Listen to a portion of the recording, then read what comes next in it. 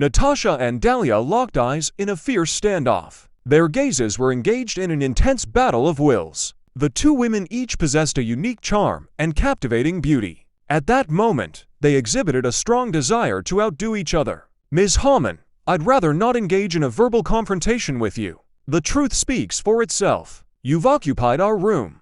If you refuse to leave, don't blame me for calling the cops. Dahlia spoke again. Her tone was calm but assertive. Feel free to call the cops. Natasha smiled weakly, showing no fear. Dahlia, these people are truly shameless. There's no need to be polite with them. Just have someone kick them out. Florence was getting annoyed. That's right. This is clearly the room we reserved. What makes them think they can just occupy it forcefully? They're too much. Julie chimed in. Right then, the restaurant's security personnel had gathered in the room. When Florence saw them, she yelled, "What are you doing just standing there? Hurry up and drive them all out." Did you hear that? Drive them all out. Sue clamored. Looking for a fight? By all means. Dustin stepped forward, shielding Natasha. Scarlett just unsheathed her sword in silence. As long as Dustin asked her to, she would kill the people before them without hesitation. Hold up. Dahlia raised her hand to stop the security personnel and looked at Dustin coldly. She said, I would advise you to leave before the situation escalates. Stop making a scene here with your unreasonable pestering. You won't be able to bear the consequences if you do. Unreasonable pestering? Dustin shook his head with a smile. Ms. Nicholson, it seems like you're confused. We aren't the ones doing the unreasonable pestering. Your group has been acting tyrannically without getting your facts straight. You are forcibly occupying our room. How is that even reasonable? Dahlia frowned. She had a good impression of Dustin previously. She was even interested in recruiting him. However, his behavior today was extremely disappointing. Let me first make it clear that we had already booked this room in advance. It was your group who intervened and tried to take it from us forcibly. We objected, and you even resorted to various forms of coercion. So, who is actually being unreasonable here? Dustin countered. You booked it. Dahlia was doubtful and turned to Sue. Ms. Nicholson, don't listen to his nonsense. Sue was anxious and immediately tried to justify herself. I reserved this room especially for you. But when they arrived, they insisted on sitting here and wouldn't leave. They're truly despicable. Did you hear that? What else do you have to say for yourselves? Dahlia questioned coldly. See for yourself. Dustin was too lazy to explain and took out his phone. He displayed his reservation details. The screen clearly showed that he had made an online reservation for Celestial Room 3 30 minutes ago. Dustin had even paid the deposit. Dahlia was rendered speechless by the evidence before her. She had thought Dustin was forcibly occupying the room the entire time, but it had turned out to be a misunderstanding. What's going on? Dahlia turned to Sue again, her brow locked in a deep frown. There seems to be an issue with the reservation. The system must have malfunctioned, Sue explained boldly. Malfunctioned? Do you think I'm an idiot? Dahlia's expression grew cold. She had thought she was fighting for their rights, but they ended up being the unreasonable party. The reversal was somewhat humiliating.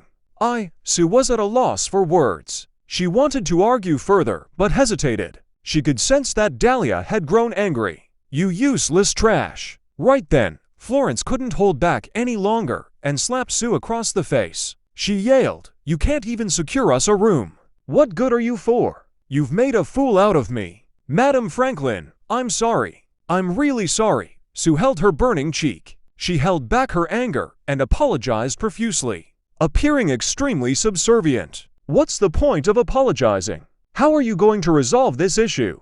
Do you know that we have important guests arriving soon? Florence snapped. This useless person not only failed in her task, but also humiliated her in front of Dustin. It was simply unforgivable. Madam Franklin, why don't we head to Terra Room 1? The atmosphere there is quite pleasant, Sue suggested tentatively. Florence delivered another slap across her face. She roared, Are you stupid? People of our stature should be seated in the celestial rooms. The Terra rooms are nowhere near our status. That's right. There's a world of difference between them. How are they even comparable? Julie crossed her arms, looking extremely dissatisfied. Even Dustin gets to occupy a celestial room. Are you implying that our status is beneath him? Sue was at a total loss as she covered her cheek. She never expected things to turn out this way. Initially, she had planned to win over Dahlia's group. Instead, she had landed herself in trouble and made them unhappy. And Dustin had caused this entire mess. The more she thought about it, the more resentful she became.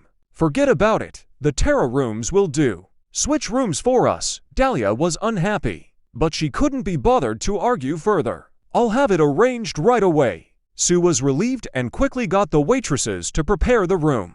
Wait, Florence was unhappy. Dahlia, how can you just let this matter go? Do you know where we stand now? We are Dragon Marsh's top aristocrats. No matter where we go, we deserve the highest level of treatment. How can an inferior Terra room compare to our status? That's right. We need the best room to reflect our status. Julie chimed in. Madam Franklin, the Terra rooms actually have a nice environment. They are by no means subpar. You'll find out once you head there. Sue smiled apologetically. Shut up. They're inferior if I say so. Florence glared at her. Sue was so intimidated that she shrunk back in silence. Florence didn't care about the ambience. What she cared about was her reputation and status. Thus, the rarer and more expensive something was, the more she desired it. She was determined to obtain it at all costs. Mom, the celestial rooms are full. We'll just have to make do, Dahlia instructed. No way. How can we just make do? Don't worry, I'll handle this. Florence then turned to Dustin and said haughtily, Reese, I'm taking this room no matter what. Just name your price. Name my price? Are you trying to buy me off? That's right. Florence lifted her head proudly. I'm wealthy now. As long as you leave, I'll pay whatever amount you want. As she spoke, she retrieved a gold card from her bag, showing it off and waving it proudly in front of Dustin. She looked exactly like a status seeker. Dustin found it amusing how arrogant Florence was behaving. From her actions and attire, Dustin guessed that she must have met a benefactor who had brought her entire family to immense riches. Not only were they rich now, but they also possessed power and status. She was already rude and haughty before they were rich and powerful. Now that they were, she went from bad to worse. But Dustin wasn't surprised that she'd act this way. Hey, I'm talking to you. Do you hear me? Name your price. I'm really busy and don't have time for your games. Florence held a gold card between her fingers, looking every part a wealthy woman. I'm afraid you won't be able to afford the price I have in mind. Dustin shook his head. We can't afford it. Florence broke out in cackles as she shot Dustin a ridiculous look. Hey Reese, you really look down on us, don't you? Do you know our status now? Do you know how loaded we are? See this gold card here. The amount I have in here is enough to shock you out of your wits. That's right. We're no longer who we used to be before. You can only wish that you'll be able to attain our status today. Julie lifted her chin proudly. To them, Dustin was nothing more than a man who relied on women. He was only acting all high and mighty because he had Natasha backing him up. But now, they had Sir Mosey supporting them. Even Natasha was nothing compared to him. She was just the heiress of a slightly wealthy family. How could she compare to Sir Mosey? The difference between them was like night and day. All right, enough of your nonsense. My patience is wearing thin. Let's get on with it, Florence urged. Well, since you're so rich, I won't hold back. I will accept to swap rooms with you if you give me this amount. Dustin raised his index finger. 10,000. Florence huffed in disdain. What a loser with such low standards. No wonder you can only mooch off women. What can I say, Dustin? You've missed your chance at making a fortune.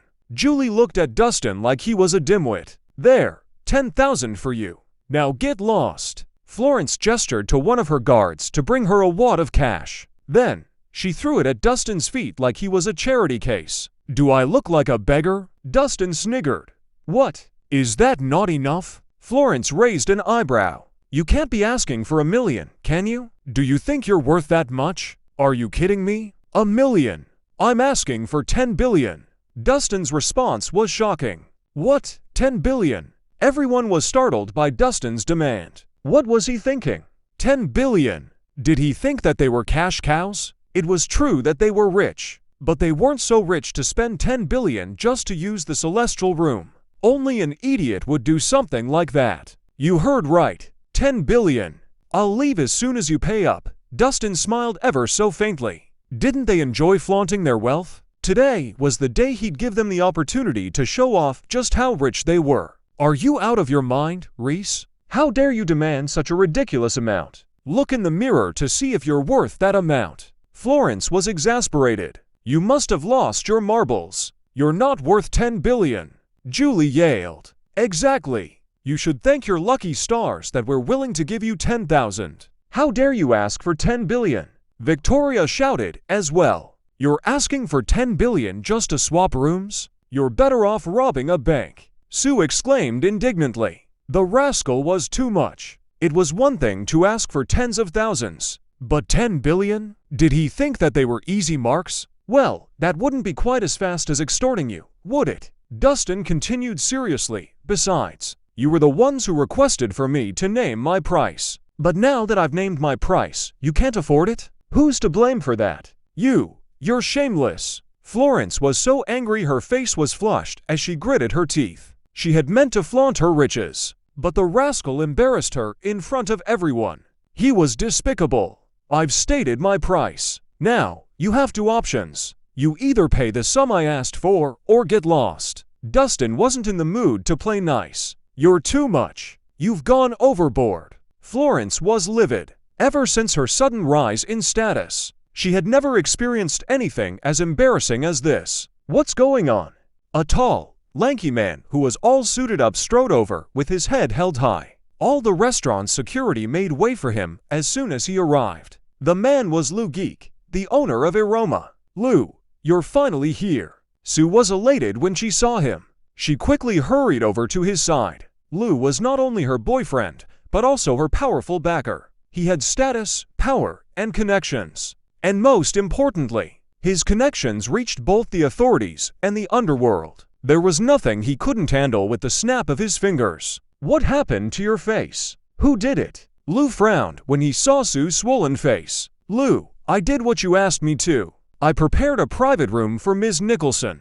But these ruffians insisted on having it. They even got aggressive when they didn't have their way with things. See, they were the ones who did this to me. My face is ruined. Sue sobbed as she told Lou what had happened. Lou's face fell when he heard the whole story. Nobody had dared to cause a scene at Aroma since the day it opened. Who was the one who had a death wish? How dare he hit his woman? Ms. Nicholson, Mrs. Nicholson, are you both all right? Lou did not act up right away. Instead, he walked over to Dahlia and Florence to check on them. You've come at the right time, Mr. Geek. Someone here is trying to take our room.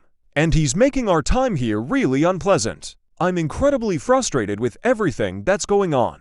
How do you propose we handle this? Florence demanded as she crossed her arms, giving off an authoritative air. Mrs. Nicholson, all this happened because of the lack of planning on our end. I'm deeply sorry that your mood has been ruined. I'll pay for all your expenses here at Aroma in the future. Lou smiled apologetically. Pay for all expenses. Many among the crowd were surprised to hear that. Expenditure at Aroma was quite costly as all their ingredients were top-grade quality. To pay for all their expenses for life was not something everyone could afford to do. That sounds more like it, Florence huffed. She looked much more appeased after hearing that. However, she continued, I accept your apology, but I will not forget what happened today. You must give me a satisfactory explanation. Of course, that goes without saying. I promise you will leave this place satisfied. Lou spoke deferentially, appearing subservient. But the moment he turned around, his expression immediately darkened. Who was the one who wanted to take Mrs. Nicholson's room? Stand up right this instant. Correction, I wasn't trying to take it from her. We booked the room first, Dustin corrected Lou calmly. I don't care who booked the room first. If Mrs. Nicholson wants the room, then it's hers, Lou said domineeringly. Who are you? Dustin asked. I'm the owner of Aroma. I call the shots here, Lou declared frostily. So you're the owner, are you? Have you got no rules here? Don't you know what it means by first come, first served? Don't you know that you should treat your customers equally? Dustin asked. Cut the nonsense. What I say goes. Lou started to look impatient. I'm officially declaring that you bunch of ruffians are blacklisted and banned from ever entering Aroma again.